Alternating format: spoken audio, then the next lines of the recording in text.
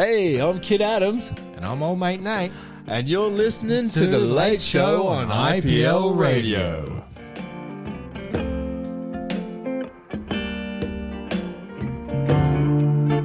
I've seen a little bit about that in your bio, that you actually had about 7 years service in the military and also some protection of some high-profile celebrities, such as Michael Jackson and Queen Elizabeth II in your time. That is correct, yes. I did spend 7 years in the Australian Army. Right. Trained as a platoon commander. That was very kind of helpful towards, my time on the hunt. As well as that, spent quite a bit of time working for various branches of government law enforcement, including WA Police, Department of Corrective Services, Department of the Attorney General, Department of Justice. Right. So that was, I guess, good to give me a bit of exposure to the peripherals of policing and investigation. Yeah. And yes, I did spend quite a few years working in private security and personal protection. Right. As well for those clients that you mentioned. And what did that sort of entail? Were you one of the guys in the suits that are just like sort of following them around, checking over the shoulder and stuff like that, and making sure there's no threats? Yeah. So it varies on an event to event basis. Yeah. So yes, there would be instances where we would wear suits. Yeah. And other instances where we'd wear other, I guess, more comfortable and practical casual clothing clothes as well. to blend in and stuff like Correct. that. Yes. Right, but it was sort of that very sort of close proximity sort of protection that. Sort of bodyguard style? Yeah, I was 2 meters away from Michael Jackson and within arm's reach of Queen Elizabeth II, yes. Yeah, wow. Yeah, in both circumstances. And is there much of a process to sort of getting to that level of security detail? Yes, there is. Do you have to, do you get vetted by a lot of people? Is there many interviews involved to making sure that they want you protecting these high-profile assets? I mean, both those individuals do have their own personal bodyguards that stay with them the whole time. Yeah. So we would work as, I guess, kind of attachés to their personal protection. Right. So they would have their own people that travel with them around the world. Yeah. And we have to respect the boundaries of their personal bodyguards because we're not their personal bodyguards. So we're kind of more on the peripheral of that protection. So is that like sort of when they would come to Australia for a tour or something? Correct, right. yes. Yeah, you'd sort of pick up and just give them a little bit of backup when they're here. That's right, yes. Yeah, I didn't go inside Buckingham Palace to protect the Queen. Yeah. It was when they were visiting Perth. So both instances was when Michael Jackson was here for a concert. Yeah. So we provided security from there, and also for Queen Elizabeth when she was attending the Commonwealth Heads of Government a conference or convention here in Perth, Western Australia. Is that something that you could get back into, or is that more like once you've done that job, like if the King Charles was to come back into Australia, would you potentially get a call up to help in that, keep him safe?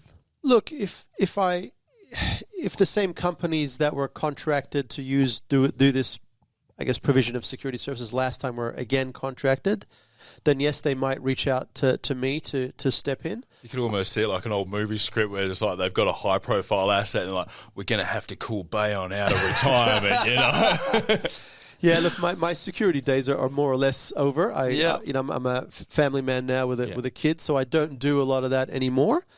But yeah, who's to say? If those circumstances did kind of eventuate again, and I saw a high-profile asset that I thought would be cool to work with, I might pick up the phone and make a few phone calls and say, "Hey, I want to get onto that detail." And strings could be pulled to make it happen. Did you get to see the Michael Jackson concert? I certainly did. Yeah, I was at the edge of the stage. Yeah, absolutely. That's and paid to be there. Yeah. I mean, a lot of people pay big money to be there. You were actually one of the people that was paid to be there watching it. Yeah, he had some big props on his stage. He had a life-size tank. He had a life-size airplane, like one of these small airplanes. Oh, wow. Yeah, I went and I sat in his tank and, oh, wow.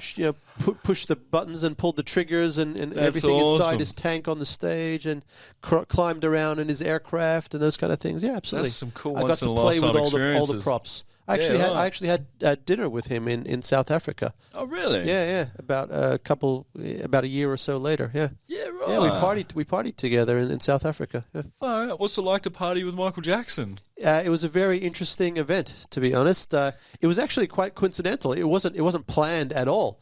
I was on holiday with my family in Johannesburg, and we decided that we would spend a weekend away at a resort called the Sun City Resort, which is about 2 hours north of Johannesburg.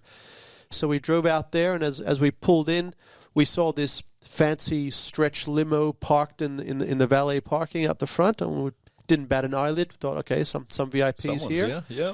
So we went and we were, playing around in one of the pools. They had like some water slides and things, and walking through some of the areas of the hotel, saw this big rush of people kind of like all heading in a certain direction. And we thought, there's a bit of a ruckus happening over here. I wonder what's happening. So we kind of like wandered down to have a look-see and saw that, lo and behold, who's standing there but Michael Jackson. Wow. Michael Jackson, unreal. Yeah, so he was there with his bodyguards, and I sauntered over to one of them and tapped him on the shoulder, and I said, hey, I worked with the security detail for you guys when you came to Perth last year.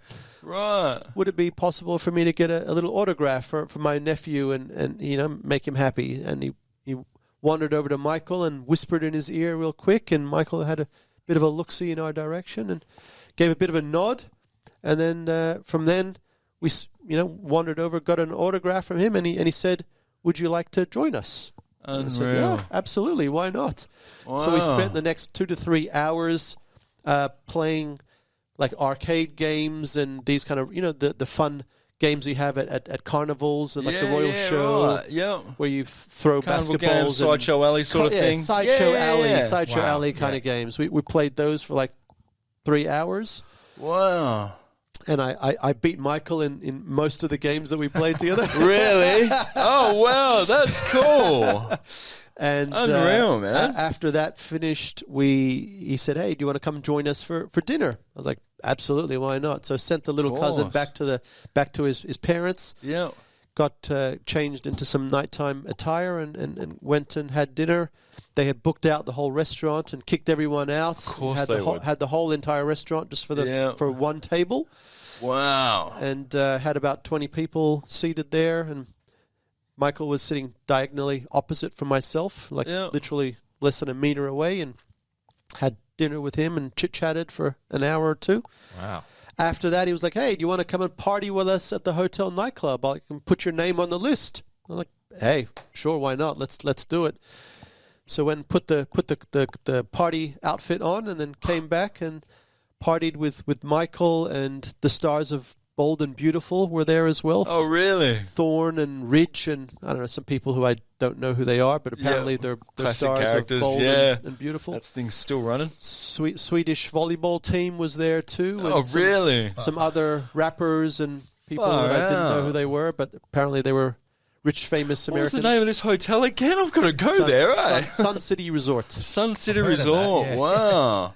It's a very fancy looking place. There's some big names going there. There are some big names there, yes. Unreal. So you party with Michael in a nightclub and stuff. What does Michael drink? Or what? Sorry, did he drink? I think he just had soft drinks. I don't think he had anything. I don't recall him having anything more heavy than that. Yeah, I think he just had like water and juice and softies and that kind of stuff. So unreal. And does he engage in conversation much? He does. He does. Yeah, right. He was very, very soft spoken. Yep. Very, very soft spoken. And he almost had a very feminine voice. A very feminine voice. I did hear online, you hear rumors and things. I did hear that he actually had a lot deeper voice, and that was more of a persona that he would portray to the world through interviews and shows. Look, I mean, I spent close to, 12 hours with a guy. There's no way he could put on a voice for 12 hours straight. Yeah. So, I mean, imagine he has a range in his octaves because he's a professional singer for so long. But I mean, I've always seen him to speak with a very soft, almost feminine voice, And that's what even a lot of the parodies sort of mirror that when they do parodies of Michael Jackson. But